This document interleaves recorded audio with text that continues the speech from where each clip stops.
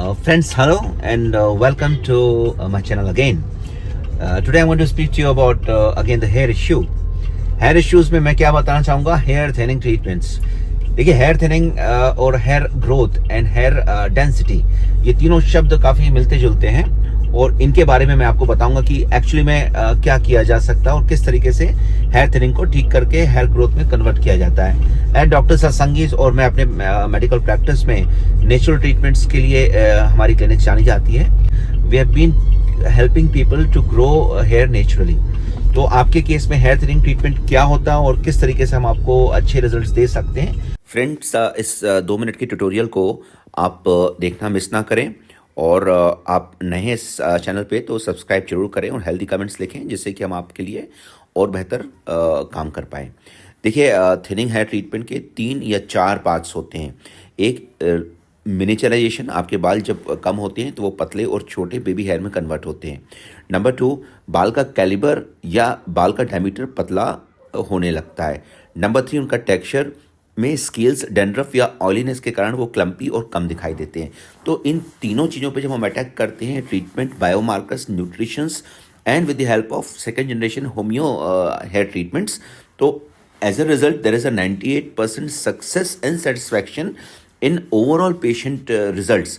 और इसको हम ग्लोबलाइज स्टैंडर्ड पिक्चर्स को कंपेयर करते हैं और पेशेंट से शेयर करते हैं. तो देखिए, ये जब केस मेरे पास आते हैं तो इनमें दोनों ही पॉइंट होते हैं. जब इनके सर पे हम डर्मोस्कोपी करते हैं तो उनके ओवरऑल बाल की पॉपुलेशन कम दिखती है, डेंसिटी कम दिखती है, रिप्लेसमेंट पैटर्न लगभग नील के करीब होती है. आप देख सकते हैं, स्लाइड मैंने दी है.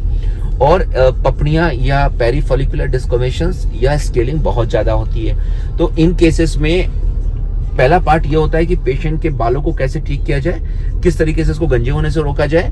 दूसरा, हेयर थिनिंग को कैसे रिकवर किया जाए. तीसरा, हेयर टेक्सचर में क्या चेंजेस प्रोड्यूस कर सकते हैं. देन कम्स द रिप्लेसमेंट या हेयर ग्रोथ पैटर्न.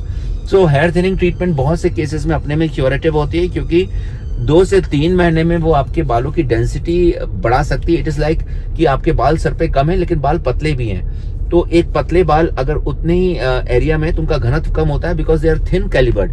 अगर इन बालों को मोटा किया जा सकता हो, बालों के न्यूट्रिशन और बालों के चेंजेस के अंतर्गत उनकी क्यूटिकल और उनका पूरा कोर लेवल्स पहले की तुलना में 10 टाइम्स अगर हो जाए तो जो मिलीमीटर के स्पेस ले रहा था बाल वो कुछ ज्यादा मिलीमीटर्स का लेता है. और अगर आप उसको थाउजेंड्स ऑफ बालों से मल्टीप्लाई करते हैं तो एरिया एक्चुअली में काफी डेंस हो जाता है. सो hair thinning treatment is a very basic and very different kind of treatment जिसमें हम लोकल एप्लीकेशंस का यूज करते हैं, जिसमें इंटरनल मेडिसिन दी जाती है, जिसमें आपके बायोमार्कर्स में स्पेशली विटामिन डी, B12 और फेराटिन पे हम वर्क करते हैं. अगर पेशेंट को TSH लेवल्स उसके बड़े हैं, वो हाइपोथायराइडिज्म या प्राइमरी हाइपोथायराइडिज्म का पेशेंट है या अनीमिया का पेशेंट है, तो उस केसेस में आपकी थिनिंग को कंट्रोल करना हमारे लिए बहुत इजी हो जाता है क्योंकि हम इन बायोमार्कर्स को रिकवर करते हैं नेचुरली.